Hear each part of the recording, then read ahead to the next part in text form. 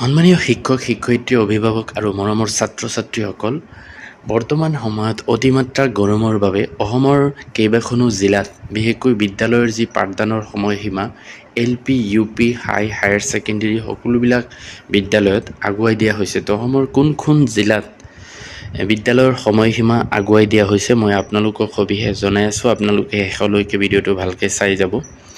প্ৰথমতে দেখুৱাইছোঁ অসমৰ হাইলাকান্দি জিলা। Office of the inspector of schools Hailakandi ফালৰ পৰা এই নটিছখন ওলাইছে। মূল কথাখিনি ইয়াতে কৈ দিছোঁ যে বিশেষকৈ অতিমাত্ৰা গৰমৰ বাবে যিবিলাক লোৱাৰ প্ৰাইমেৰী স্কুল আছে সেইবিলাকৰ যি নতুন টাইম টেবুল হ'ব এনেকুৱা ধৰণৰ 7:30 বজাৰ পৰা 12টা বজালৈ লোৱাৰ প্ৰাইমেৰী স্কুলত, অৰ্থাৎ 7:30 পৰা 12টালৈকে, আৰু আপাৰ প্ৰাইমেৰী স্কুল 7:30 পৰা 1টা বজালৈ, আৰু higher secondary senior secondary school যিবিলাক আছে এইবিলাক 7:30 পৰা 1:15 বজালৈ চলিব।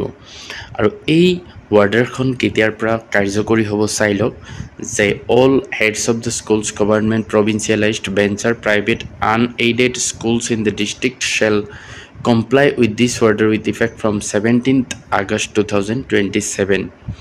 আৰু এই অৰ্ডাৰখন সকলো চৰকাৰী বেচৰকাৰী যিমান বিদ্যালয় আছে সকলোৱে মানিব লাগিব, আৰু এই অৰ্ডাৰখন কাৰ্যকৰী হ'ব 17 আগষ্টৰ পৰা। আৰু কিছুমান ইয়াতে SOP দিয়া আছে, সেইখিনি আপোনালোকে ভালকৈ চাই ল'ব যে মৰ্ণিং এছেম্বলি এইটো চাহ পৰা ঠাইত কৰিব লাগিব, আৰু অতিৰিক্ত পানীৰ ব্যৱস্থা ৰাখিব যাতে ছাত্ৰ ছাত্ৰীসকলে বাৰে বাৰে পানী খাব পাৰে। ৰিলেক্সেশ্যন অফ ড্ৰেছ কোডৰ ক্ষেত্ৰত ৰিলেক্সেশ্যন দিব, বিশেষকৈ জোতা মোজা এইবিলাক যাতে পিন্ধি আহিলেও হয় নিপিন্ধিলেও হয় তেনেকুৱা কৰিব। আৰু মেডিকেল এটেনশ্যন যাতে ছাত্ৰ ছাত্ৰীৰ কিবা অসুবিধা হ'লে লগে লগে মেডিকেলৰ সুবিধা পায় সেইটো ব্যৱস্থা ৰাখিব। এনেকুৱা ধৰণৰ SOP বিলাক দিয়া আছে। ক্লিনলিনেছ এণ্ড হাইজিন, তো এইখিনিও থাকিব। তাৰপিছত আৰু এটা ডিষ্ট্ৰিক্ট চাওক, এইটো হ'ল বঙাইগাঁও জিলা। বঙাইগাঁও জিলাটো এই অতিমাত্ৰা গৰমৰ বাবে যিমানবিলাক চৰকাৰী বেচৰকাৰী প্ৰাইভেট বিদ্যালয় আছে সকলোকে এই নতুন সময়সীমা দিয়া হৈছে। তাতে লোৱাৰ প্ৰাইমেৰী স্কুল অৰ্থাৎ ক্লাছ 5লৈকে 7:30 পৰা 11:30, অৰ্থাৎ তাতে অলপ টাইমটো কমাই দিয়া হৈছে। 7:30 পৰা 11:30লৈকে চলিব LP স্কুল। আৰু আপাৰ প্ৰাইমেৰী স্কুল যিবিলাক 6ৰ পৰা 8লৈকে আছে তাতে 7:30 পৰা 12টা বজালৈকে চলিব। আৰু যিবিলাক ছেকেণ্ডেৰী স্কুল আছে 9ৰ পৰা 12লৈকে 7:30 পৰা 12:30 বজালৈ চলিব।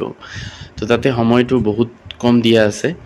তো এইটো আছিলে বঙাইগাঁও জিলা। আৰু এই অৰ্ডাৰখন কাৰ্যকৰী কেতিয়াৰ পৰা হ'ব? This will come in to force with immediate effect until further order. অৰ্থাৎ এইটো 14 আগষ্ট তাৰিখে ওলাইছে, গতিকে এইটো আচলতে 17 আগষ্টৰ পৰাই কাৰ্যকৰী হ'ব, যিহেতু 15 আগষ্ট বিদ্যালয় খোলা নাথাকে, পাঠদান নহয় সেয়েহে। তো এইটো আছিলে বঙাইগাঁও জিলা।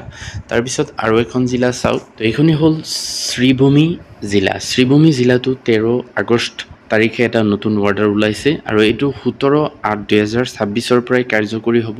ইয়াতো যিমানবিলাক চৰকাৰী বেচৰকাৰী ভেঞ্চাৰ চেল্ফ ফাইনেন্সড বা প্ৰাইভেট বিদ্যালয় আছে সকলোৱে এই অৰ্ডাৰখন মানিব লাগিব। তাতো LP স্কুল 7:30 পৰা 11:30 বজালৈ চলিব, আৰু ME স্কুলবিলাক 7:30 পৰা 12টালৈ, আৰু high school higher secondary school senior secondary school সকলোবিলাক 7:30 পৰা 12:30 বজালৈ চলিব। ইয়াতো আৰু এটা কথা লিখা আছে, যদি কোনোবা পৰীক্ষাৰ চিডিউল আগতীয়াকৈ দিয়া হৈছে তেতিয়াহ'লে এই পৰীক্ষা সেই সময়মতে চলিব, তাতে কোনো ধৰণৰ সময়ৰ সাল সলনি নহয়। আৰু ইয়াতো কিছুমান SOP দিয়া আছে, সেইখিনি আপোনালোকে পঢ়ি পেলাই চাব। এনেকুৱা ধৰণৰে SOPটো এইটো আছিলে শ্ৰীভূমি জিলাত।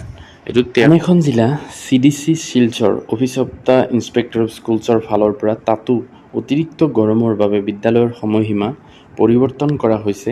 এইটো চাই ল'ব যে লোৱাৰ প্ৰাইমেৰী স্কুল 7:30 পৰা 12টালৈ, আপাৰ প্ৰাইমেৰী স্কুল 7:30 পৰা 1টা বজালৈ, আৰু higher secondary senior secondary school 7:30 পৰা 1:15 বজালৈ। আৰু এই আদেশটো সকলো চৰকাৰী প্ৰভিঞ্চিয়েলাইজড ভেঞ্চাৰ প্ৰাইভেট স্কুলৰ কাৰণে প্ৰযোজ্য, যিটো 14 আগষ্টৰ পৰাই কাৰ্যকৰী হ'ব বুলি লিখা আছে। ইয়াতো কিছুমান SOP দিছে, আৰু এই অৰ্ডাৰখন ওলাইছিলে 13 আগষ্ট তাৰিখে CDC শিলচৰৰ ফালত।